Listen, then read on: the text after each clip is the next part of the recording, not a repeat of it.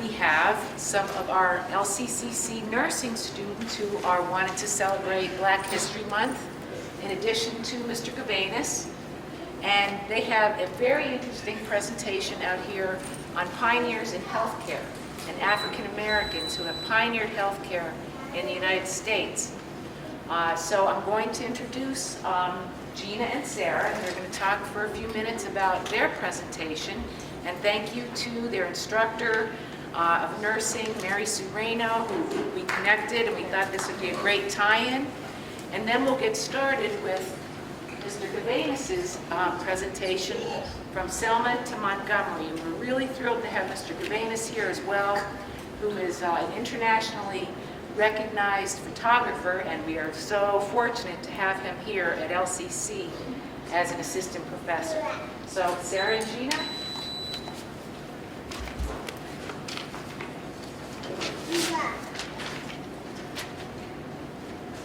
Good morning, everybody. My name is Sarah, and I'm Gina. We are senior nursing students here at Luzerne.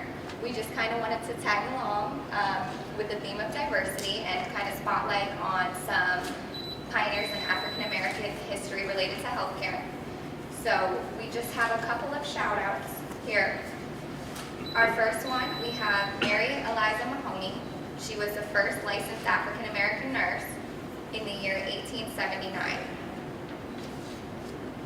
We have Dr. Daniel Hale Williams. He performed the first successful open heart surgery in 1893.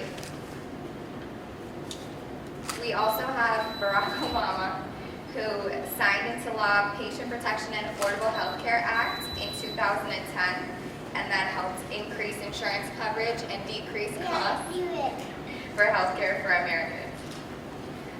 We also chose to highlight Harriet Tubman, who was born into slavery, but she escaped to freedom in the North in 1849 to become the most famous conductor on the Underground Railroad.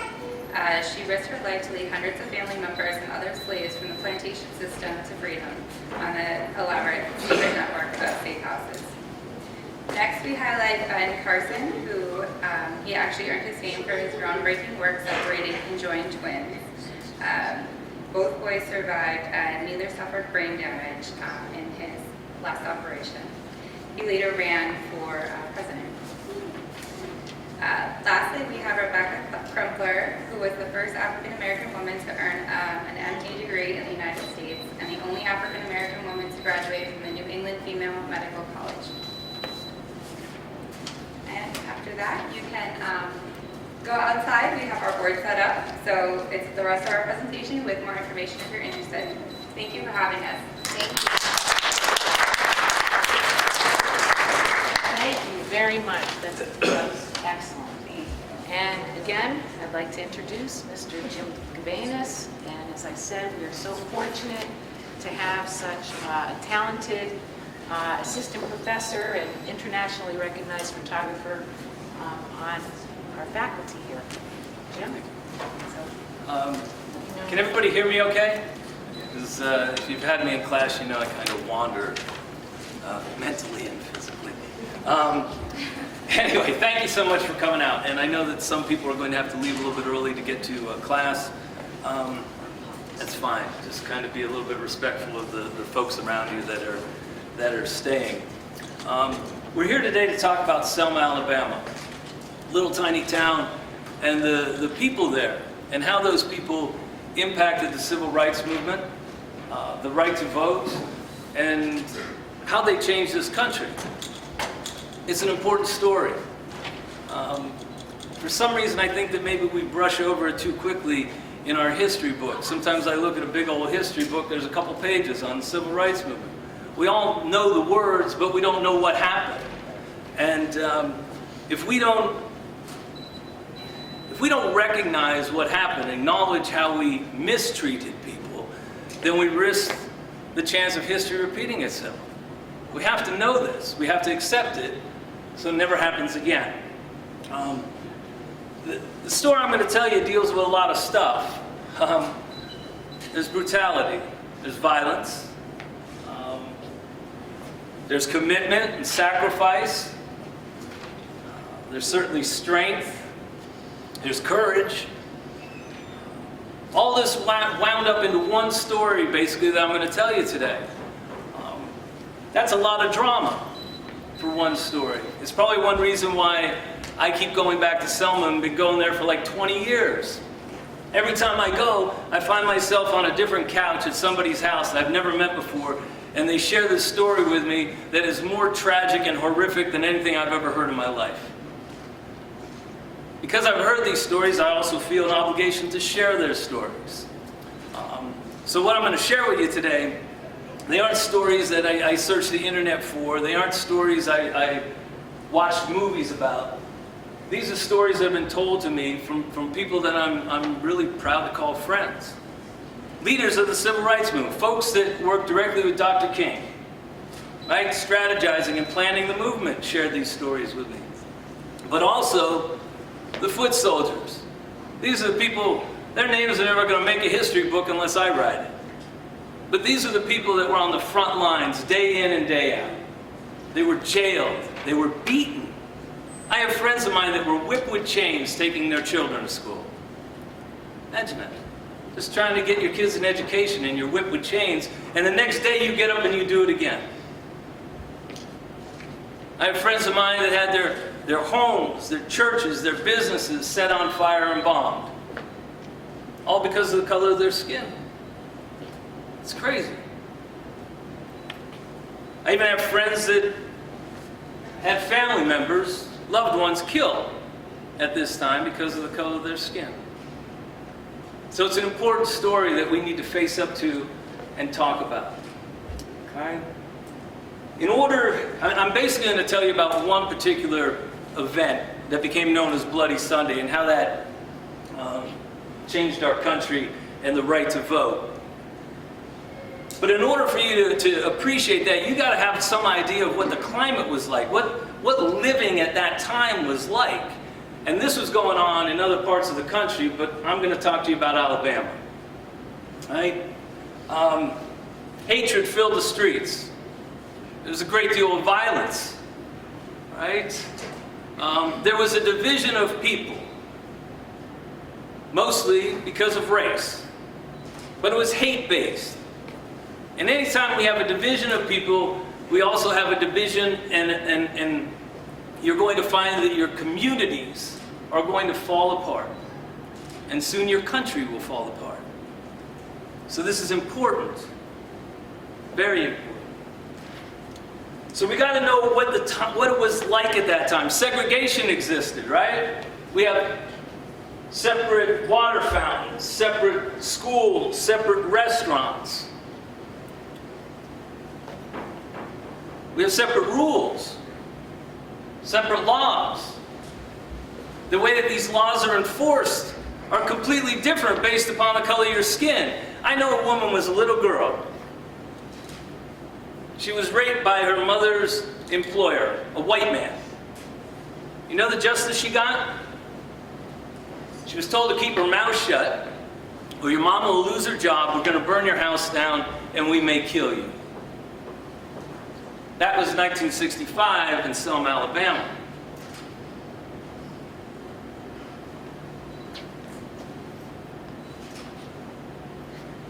And in 1965, if you happened to be black, you didn't have a right to vote. And see, your right to vote is your voice. I'm not going to have anybody raise hands in here. But man, oh man, I hope that you're registered to vote and you go out and do it. It is your voice in your communities and your countries, so that you can put people in power that make decisions that think like you do, that want the same things in this world as you do. Your candidate's not always going to win. But hopefully at the end of this little program, you'll have a greater appreciation for voting. Maybe you'll go out and vote at some of these elections coming up. People in 1965 knew that it was important, right? The people in power. Pretty much white men. Mostly racist. Mostly believing in segregation. They also knew that if black people did not have the right to vote, nothing's ever going to change. Right? They could just keep on going. And they're going to govern with fear, violence, and intimidation. Can't let history repeat itself. They knew as long as black people couldn't change who was in power, they could not change anything. The black people understood, right? Man, until I get a voice in this world, I got nothing. Until I'm allowed to put someone into power and make decisions that is going to say, you know what, I don't like segregation. I don't like the division of our communities. I don't like the violence that's going on. I don't want my families to grow up in that environment. Until someone like that is elected, nothing's ever going to change. And so these people were willing to die for that vote. Many of them did. I have a list of people over here that died in like about a 10-year span for this right to vote. So it's important. So, if we go to 1965,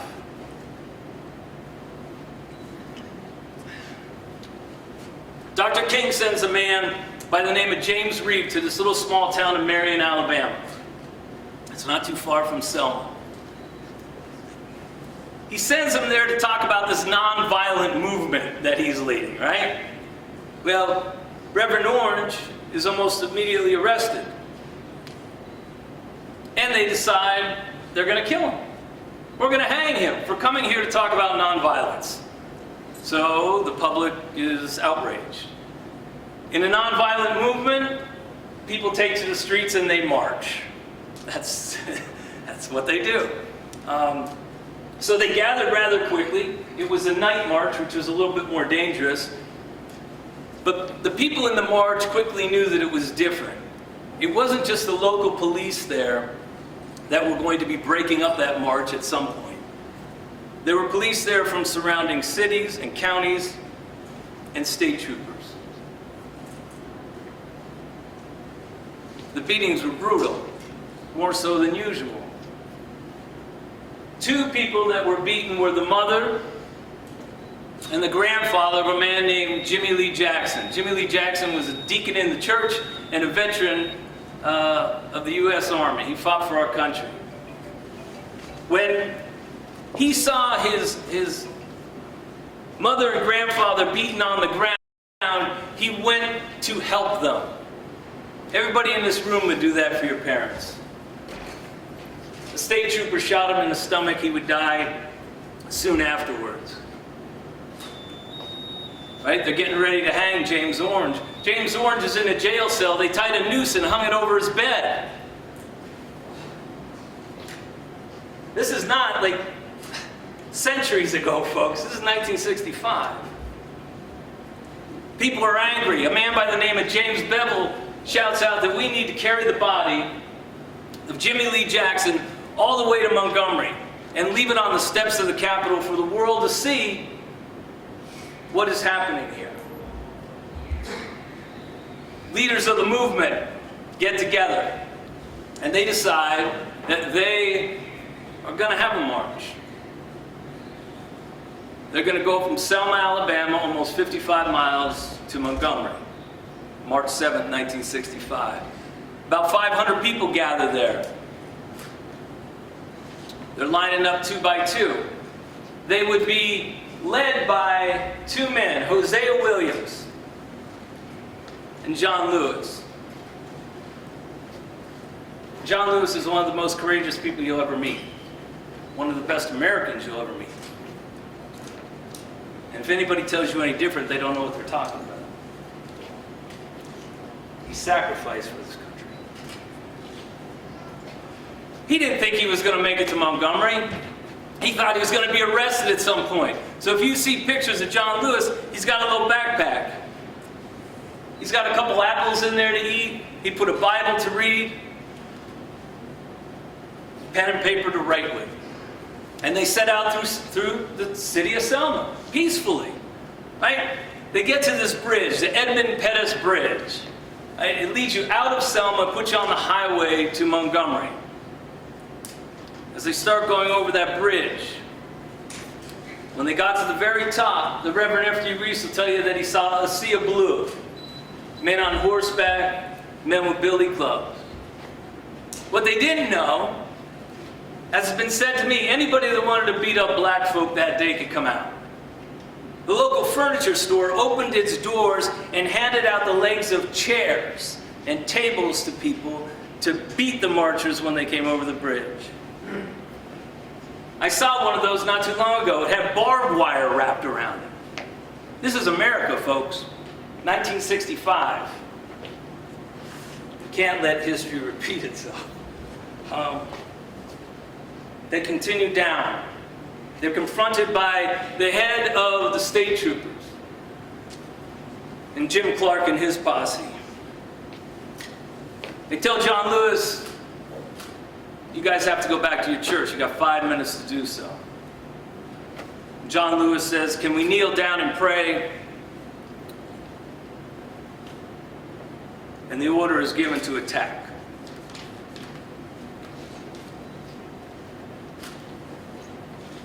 John Lewis is one of the first beaten, of course. His head split open, laying on the ground.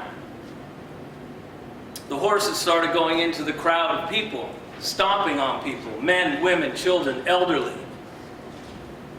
They would swing the clubs as they ran through the crowd, hitting people. They would have the horses rear up so that they came down on the marchers. My friend Amelia Boynton lay beaten lifeless with a trooper standing over her with a club in his hand, like a prize fighter proud of what he had done. I met a man at her funeral 2 years ago who ran to her aid, to hold her. And that trooper said to him, she's dead, leave her for the buzzards.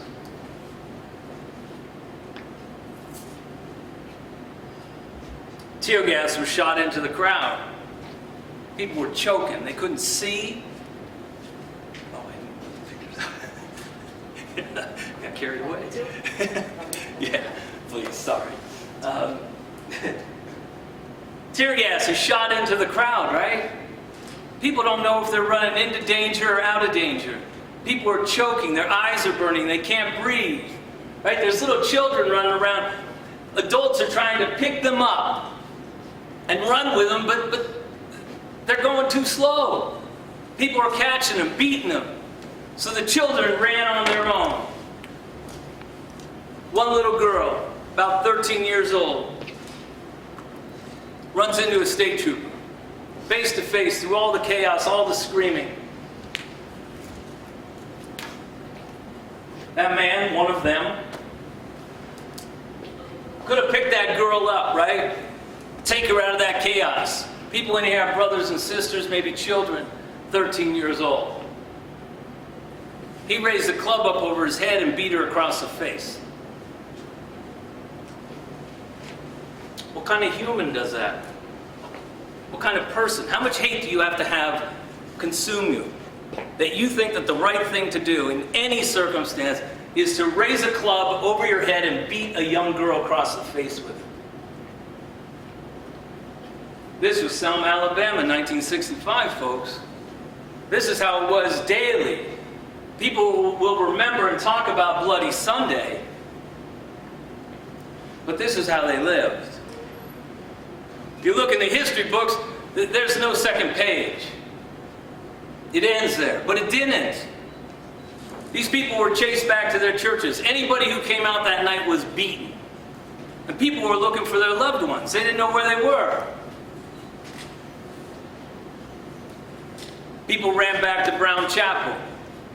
A man by the name of Worth Wong, who was a medic in the army, started patching people up. Many people say that he saved John Lewis's life that day.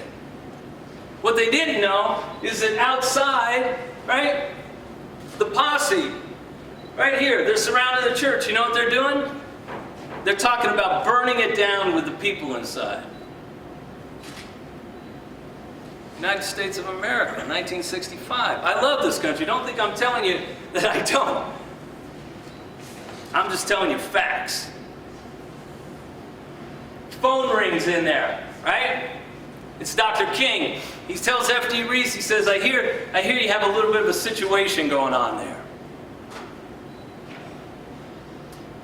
He said, that's an understatement, sir. And Dr. King told him to try and calm those people down and tell them, I'm coming to town, I'm going to lead a march, and we're going to make it to Montgomery. And he did. He came to Selma, Alabama. But the pictures, some of them that you just saw, they were seen all over the country. People were outraged, right? There's more good than bad in this world. People saw these pictures and they started to flood into Selma. All religions, all colors, all ages, all backgrounds. It didn't matter. They saw an injustice and they stepped up. All these people start coming to Selma, Alabama. Just 2 days after that beating, Dr. King leads a march over the same bridge. This time, there's more people. He's met by the same law enforcement. He kneels down and prays and goes back to the church. There were a lot of angry people in Selma that day. They thought he was a coward. They thought he was weak. Fact is, he wasn't allowed to go any further. There was an injunction put in place that made it illegal for him to do so. The other thing is that his attorney, Fred Gray, and others were working with the President of the United States to make sure that there would be a safe march. 55 miles, that's a lot of time for people to get beaten and killed. That night, people were waiting. He's telling everybody, you wait. I'm going to do this march. That night, Tuesday night, right after Turnaround Tuesday, a white minister from Boston by the name of James Reed goes to dinner with two of his buddies to a little diner in Selma. When he came out of the diner to go back to Brown Chapel, he made a right-hand turn. He didn't make it 1 block before a group of white men beat him to death on the streets of Selma. Jimmy Lee Jackson, dead. About 500 marchers, beaten, tear gassed. James Reed, white minister, dead. More people come, right? Hate spreads, man. It's no longer just Selma. Now people are dying from Boston and all over the place.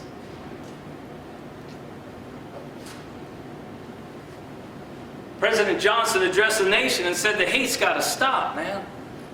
The division of people has to stop. It's destroying our country. At one point he said, it's not a Negro thing, it's not a Southern thing, it's not a Northern thing, it's an American thing. Dr. King would lead a march. It took him 5 days of walking.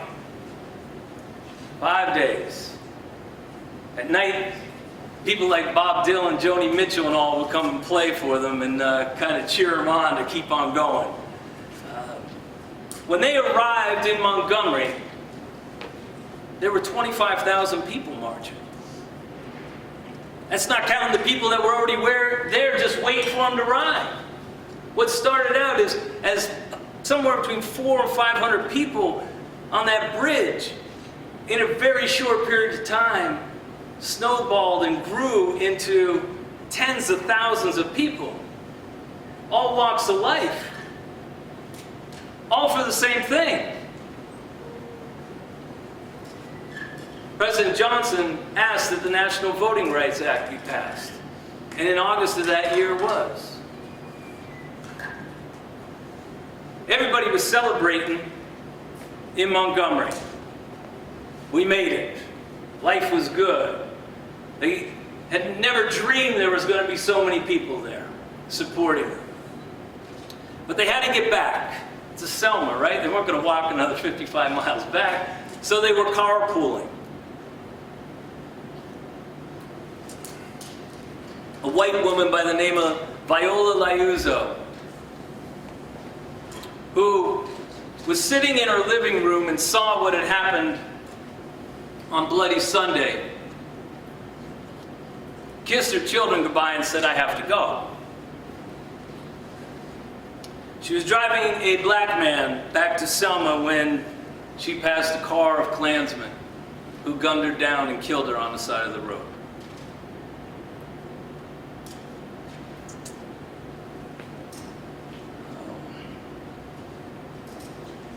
That's a lot of death for one little story.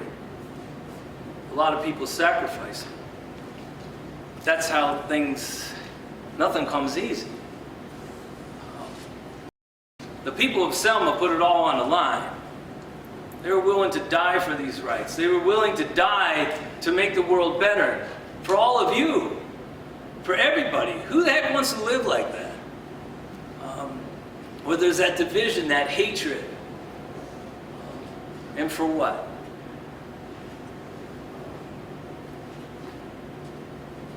I look at this crowd, right? There's a good group of y'all here. I bet you there's something that we all agree upon that we want to make a little better. I bet you. This is how it starts. They didn't blink one day and all of a sudden all these people, 25,000 people, were marching for rights and the right to vote. It started like this. It starts with you. The easiest thing to do is then let it grow into your family and your friends, right? Pretty soon your neighbor will jump on board. And before you know it, you're going to see some change. It bothers me when I hear so many people unhappy about things in the world, and then the next thing out of their life says, but what am I going to do about it? You know, these people prove to me every day that you can do it. If it's just, if it's thought out, it's nonviolent. And if you're willing to sacrifice, and you're courageous.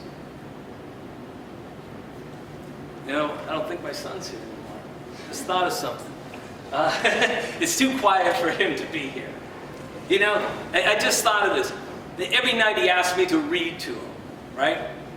And at least 4 nights a week he grabs this book. It's called Forever Young. It's a song written by Bob Dylan, right? And as I go through those pages, I always come to this one. And it says, may you always be courageous and stand upright and be strong. I always spend a little extra time on that page. He doesn't know it yet. But I always spend it. And since I started reading that book to him 2 years ago, I always think of them. Every night. Hopefully you think of them too. Especially if you think you're in a corner. Because you can change things. I'm going to show you some pictures here. Do people have questions, just so I know how much time to spend on these pictures? No, I said it all. Okay. The pictures that you've been seeing looping here are a mix of my images, which are the more recent ones, because I wasn't alive on March 7th, 1960. That's right, that was the loudest thing that I said all day. I was not alive then.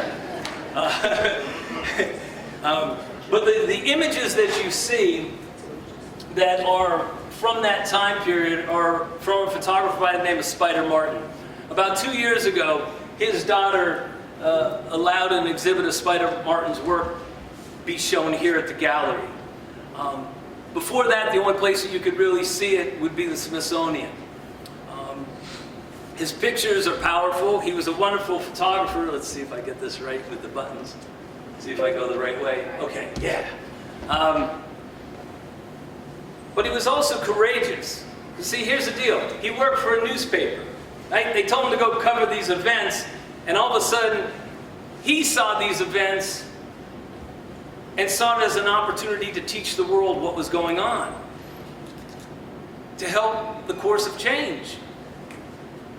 He figured if people see these, right, at some point, all of us have to look at those images and decide what's right and what's wrong. He was beaten, he was tear gassed, he had his life threatened, and he made some exceptional photos as well. I put this photo up here. This is Jimmy Lee Jackson's tombstone. I don't know if you could see it from where you are, but there's gunshots in it. People still go by his tombstone and fire guns. More than once I've been at that gravesite and certainly did not feel safe being there, as, I don't want to stereotype, certain kinds of people came up and park next to it and watched me. I don't always feel safe in Selma. This is James Bevel. On the left here, he's the man who said, let's carry that body all the way to Montgomery. Got the ball rolling with this.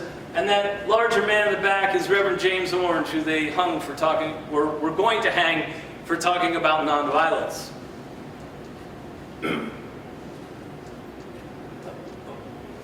That's James Bevel. These are the police. These are some of Spider's images. Hey, guy's like looking at his watch here, like he can't wait. I mean, this is right before the confrontation. John Lewis being beaten on the ground.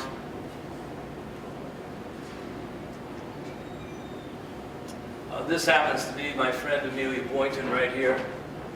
I'll get to a still picture of her in a little bit. She's one sweet lady. There he is. That's Miss Boynton there, with the police officer that had the buzzard comment to make about her. Them trying to get her to safety.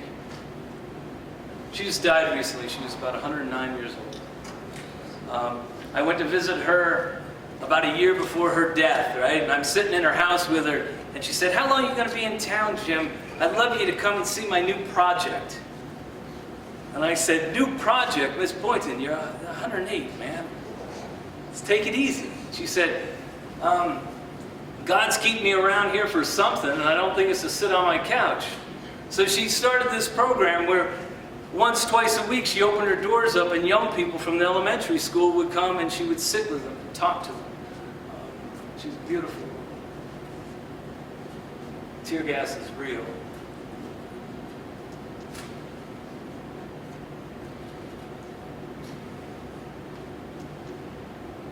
This is them coming into Montgomery. This is my good friend, F.D. Reese. He just passed away. Each time I go to Selma, I learn something. Man, I knew F.D. Reese for almost 20 years. It took me 15 years for him to tell me that he was carrying the speech from Martin Luther King in this little folder.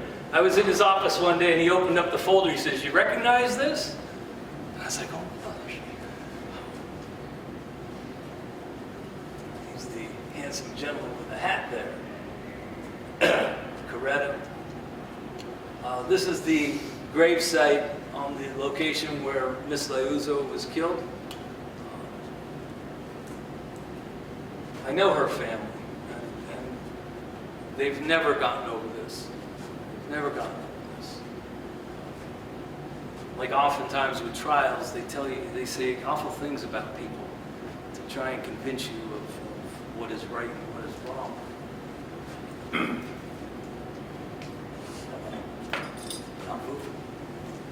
There we go. I just threw this in because this is my first march. I try to go every year on the anniversary, and I march over that bridge with lots of good people. Sadly, oftentimes we come over that bridge and the Ku Klux Klan will have taken out an ad on a billboard. This is Miss Boynton, the Queen Mother of the voting rights movement. I don't want to sound disrespectful to Dr. King because he's inspired me and he's a wonderful man. She died at 109 years old. When she was 9 years old, she was going door to door with her mother on a horse and wagon trying to get people the right to vote. When she was in grade school, she was trying to get meals for the underprivileged. One of the most beautiful human beings you could ever meet. One time, and she was always teaching very subtly, right? One time I sent her flowers, and I saw her a few months later, and she said, you know, Jim, those flowers were the most beautiful flowers I've ever gotten. I was like, ooh. She said, you know why? She said, roses are beautiful and daisies are beautiful. She said, but you sent me this bouquet of flowers, and they were every color, every shape, every size. And And I'd pull one out and it was pretty, but when I put them all together in one place, it was the most beautiful bouquet I'd ever seen. She was a wonderful woman. The other thing she said, if she walked into the room right here, I would have to stop, okay? And I have to say, the Queen Mother's here. And the next thing is she would want to say something to everybody here, and it would be this little bit of wisdom that you would take with you for the rest of your life. A few years before her death, I was sitting on the floor making pictures at a program, and in she walked. And she sat right in front of me. And they gave her a microphone at that point because she couldn't talk quite as loud at that point. And she said, you know what? I keep hearing how everybody's standing on my shoulders. She said, I think it's time you get off them and stand on your own 2 feet.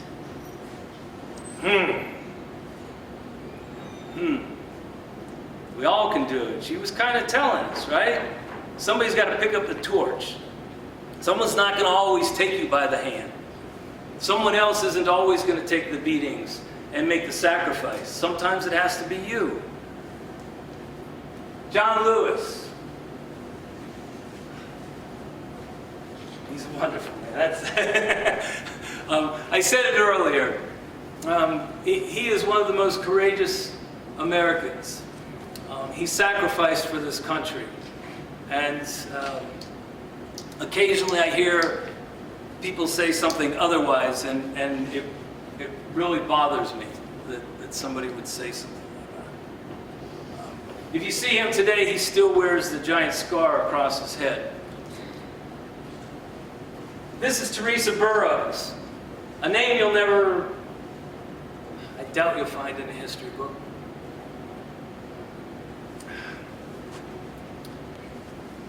She did a lot of things. She was I'm gonna say it about every one of them. That was a sweet woman. Strong, though. So she lived in a small town not far from Selma, Alabama. And one evening, Dr. King was coming to speak there.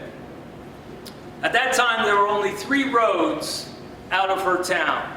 So she found out that the Klan had planned to put up diversions on 2 of them.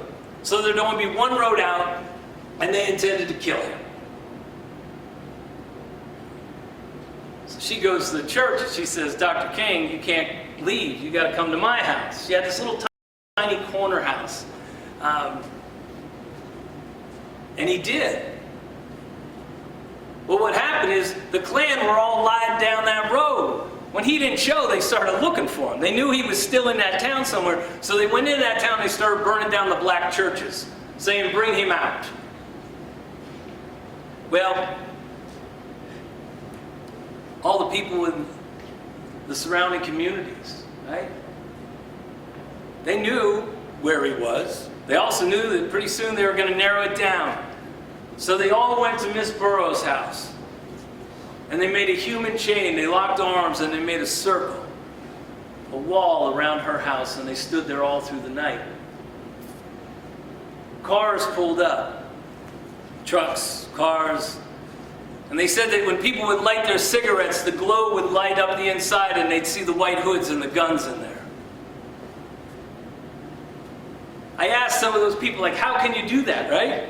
You're standing in the dark, and someone that is across the street has a gun and you know they hate you. How can you just stand there and lock arms? Every single one of them told me it's the right thing to do. How simple does that sound?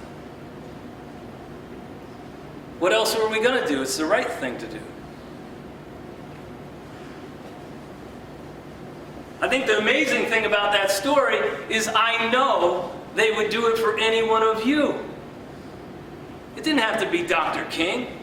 If anybody was in that position, they would have locked arms.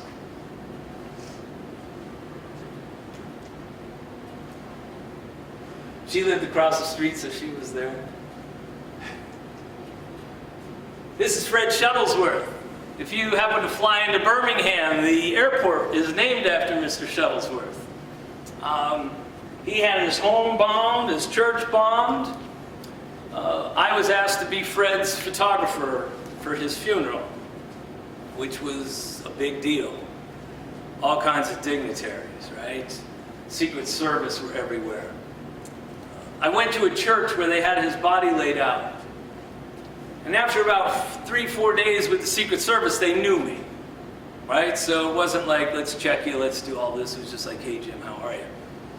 So I come walking up, and no one's allowed in the church yet. So I'm like, hey, I'm just going to go and do a couple pictures where the church is empty. And they said, someone called in and said there's a bomb in the building. Imagine that.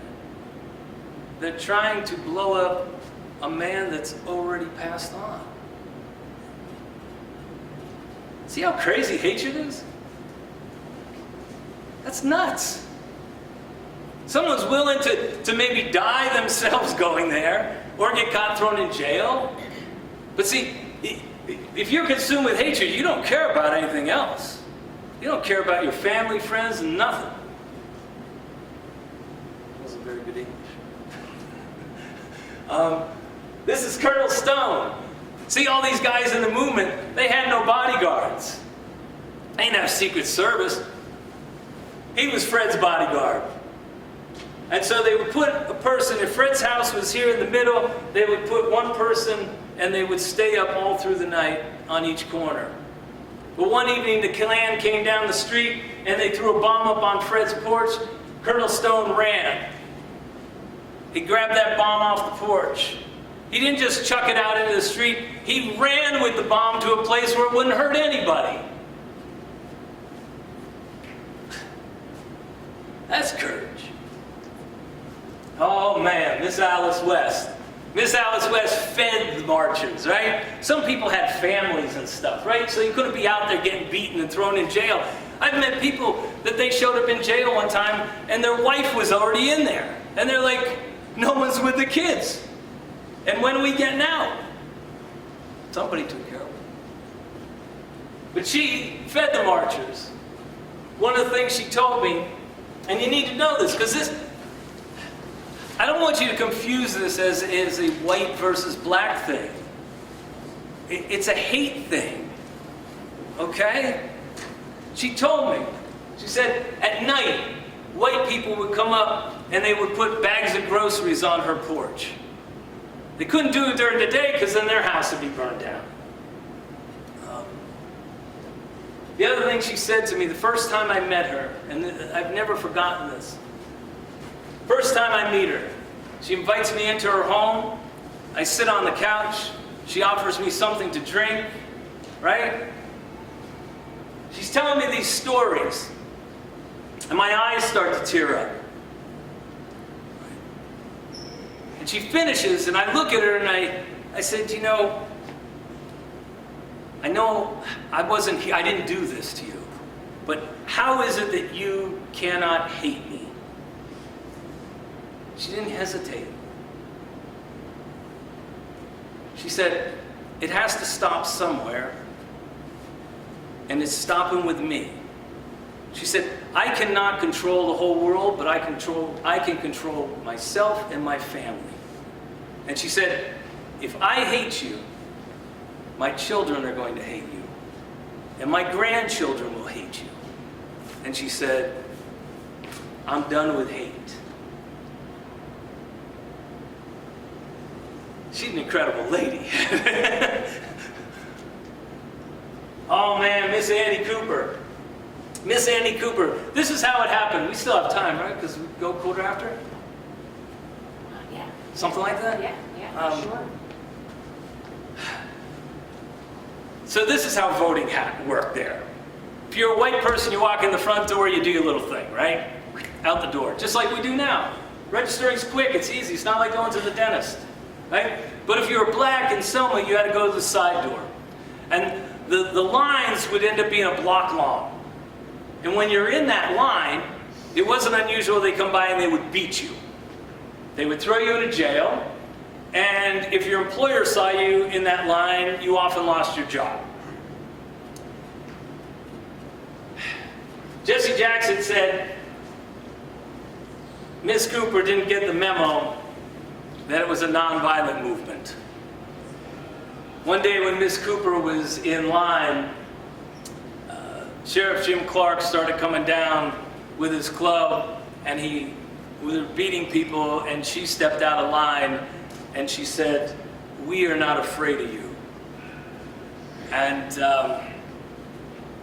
Jim Clark came towards her, and when he raised his club, there are several different versions on how she knocked him and got him to fall to the ground, but he went down. You may find pictures of her in the history books because two of the deputies held her down while they beat her.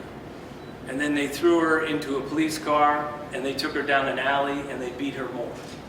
And then they took her to the jail. And the only reason that Jim Clark didn't kill her then is he said, "I'm coming back, I'm going to the pub and I'm going to have a few. And then I'm going to come back and kill her." And one of the deputies, you want to talk about courage, he let her go.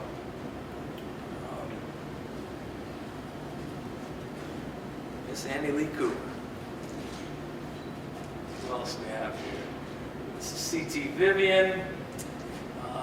This is the Reverend F.D. Reese. He led the teachers movement. That was huge in this whole scheme of things, because up until then, professionals and educators kind of stayed away, right? They had jobs. Life wasn't quite as bad for them.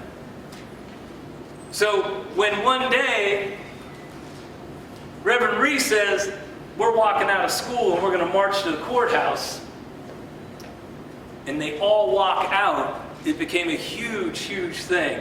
The people of Selma realized that they were supported by all the people. This is Linda Lowry. Linda Lowry was beaten on the bridge.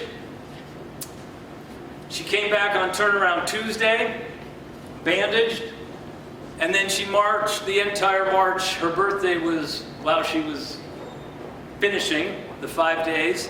The one thing about her is you may have seen a picture of a man, he had one leg.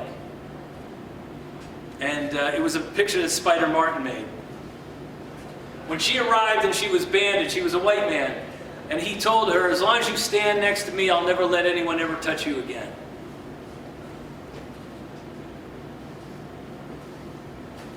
February 21st, it's a Friday, at the Kirby Center, there is a play on her life. It was just recently at the Apollo, it's been in LA, New York, Broadway, everywhere, and it's coming to the Kirby Center on Friday. It's supposed to be free to students. You just have to call. Now, I don't know if there's seats left. There's also an evening performance, and it's $10.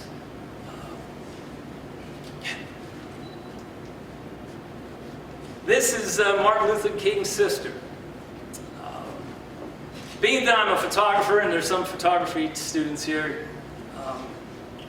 I'm just going to get off a little course here.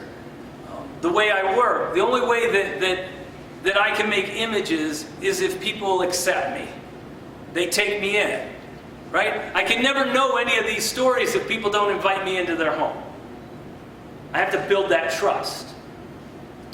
So I do it a couple different ways. I shouldn't even be telling this. But one thing is, on the anniversary of the march, people meet at Brown Chapel, and then recently they've been doing the 55 miles, right? I'm always there early, and I take a seat right in the front, but I'm always looking to see who I could give that seat to, so that Secret Service doesn't throw me out, right? And one day I see this beautiful woman walk into the Brown Chapel. And I walked to the end of Brown Chapel, and I said, "I have a seat for you right down here." And I escorted her down to the front row, and she said, "Thank you" to me. And about 5 minutes later, Jesse Jackson said, "And we have Martin King's sister with us here today." And she stood up and she looked at me because she knew I had no idea who she was. I was just being nice. So be nice to folks. You'll get to make pictures for the photographers. John Lewis again, Jesse Jackson. Cheyenne Webb. Cheyenne Webb was this little tiny girl. You'll see pictures of her with Martin Luther King. They call her the youngest civil rights marcher or participant. I didn't know, but I guess there used to be a cartoon and it had King the dog in it. That's what she told me. And so she was a little tiny girl and she heard King was coming to town. So she went to Brown Chapel and she sat outside and he got out of a car and he saw her.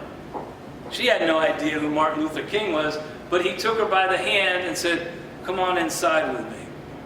And she's been fighting for justice and civil rights ever since. Dick Gregory. You guys don't know Dick Gregory, do you? A couple? I see a couple nods. Dick Gregory, man.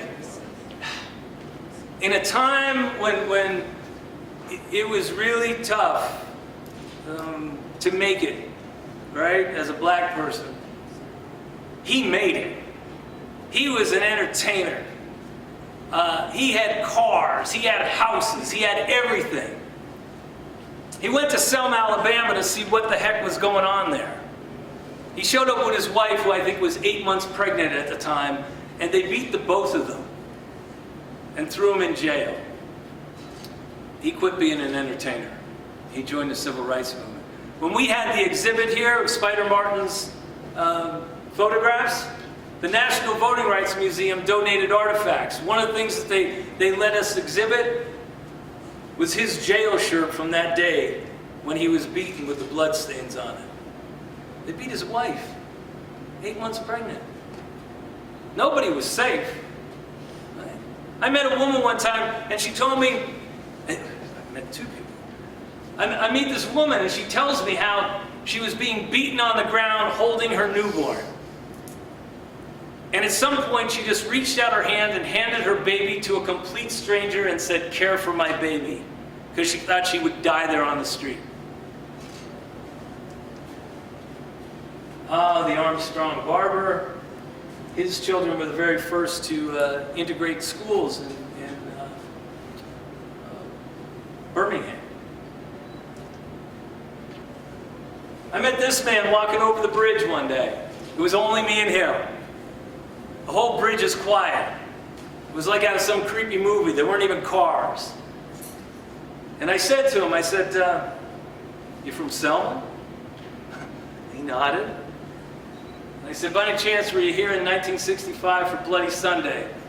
And all he did was take his hat off and he had this giant scar across his head. We didn't speak another word. He didn't need to. Willie Ricks. This man, Mr. Rifkin, he still marches the 55 miles every year. Coach Huggins, he was a coach. The way it would work is the kids would take turns protesting, so they would come for the first half of school and then they all would skip the afternoon. And then the other ones would come in the morning. And then Mr. Huggins would kind of take care of their attendance for them a little bit so that they could continue on.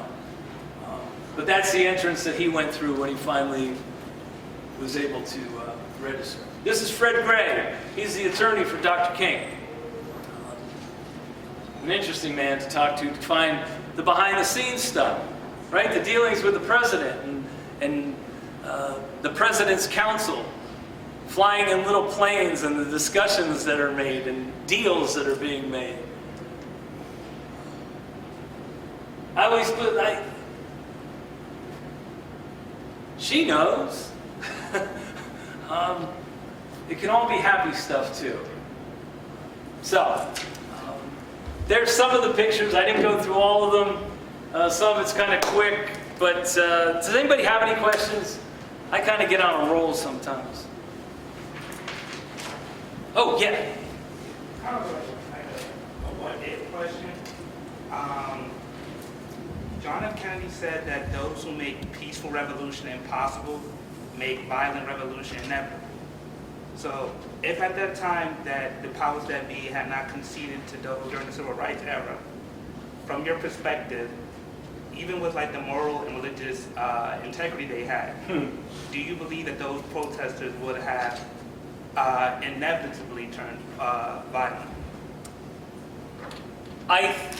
To be honest with you, I've thought about this. And I think it's one of the things that happened on Bloody Sunday. Because at that point in the civil rights movement, it had been going on for some time. And the violence was increasing, and they weren't seeing any results, right? All they are is having more lynchings. And so people were starting to kind of separate. It's one reason why Dr. King sent Reverend Orange, right? Get out there in the public and say, it's working, trust me, trust me. But I don't know if those events didn't happen on Bloody Sunday and the world was able to see it on televisions and in newspapers. I don't know, because there were people in the church that were going home to get their guns after Bloody Sunday, and people had to tell them no.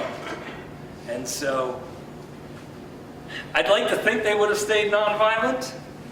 I think Ms. Boynton would have stayed nonviolent. Ms. Burroughs would have stayed nonviolent. I'm not sure about Annie Cooper.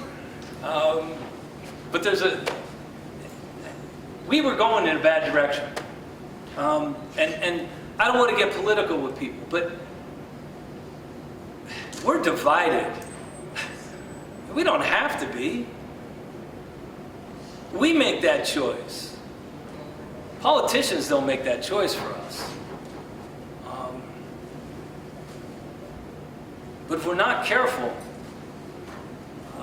it's hard to reverse things once they get going, right? Like if that turned violent, how long would that violence go on, and would we ever get to this stage? Or would we still be, would it just have continued to escalate and escalate?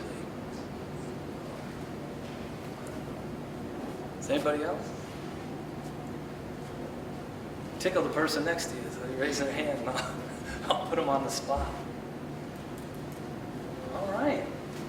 Jeepers creepers. I thought there were going to be all kinds of questions. I was willing to take a sick day today and take the afternoon off.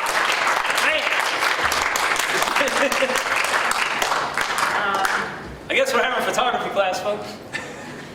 All I can say is like, wow. I mean, it's just so powerful. And thank you, Jim, so much for sharing your knowledge and your story and your photos. And Well, thank you. I mean, and without you, it doesn't happen. well, thank you to the nursing students. I think celebrating our African Americans who've also made a difference in healthcare, and tying it in, it's just so important. So thank you all. Thank you all for offering and stepping up to do these type of things. If you didn't sign in, please make sure you do. I'll put it over here. And for those of you, I ran out of, I have to do assessments, because that's what we do in college. So if you would please fill those out. I think I ran out, and just leave them on the table. And little plug here, one little plug. Beginning February 27th, we are going to have, featuring more of our incredible faculty here, Martha Pizzino and Rochelle Smith. It is the centennial anniversary of the 19th Amendment, the women's right to vote. So in August of 1920, they ratified the 19th Amendment, giving women the right to vote. So please make sure that you come out for it. They're just fascinating stories, and we have an amazing faculty that are so willing to come out here and share their knowledge and their expertise with you. February 27th, March 19th, April 2nd. So please, try and get here. All right, thanks. Have a great day.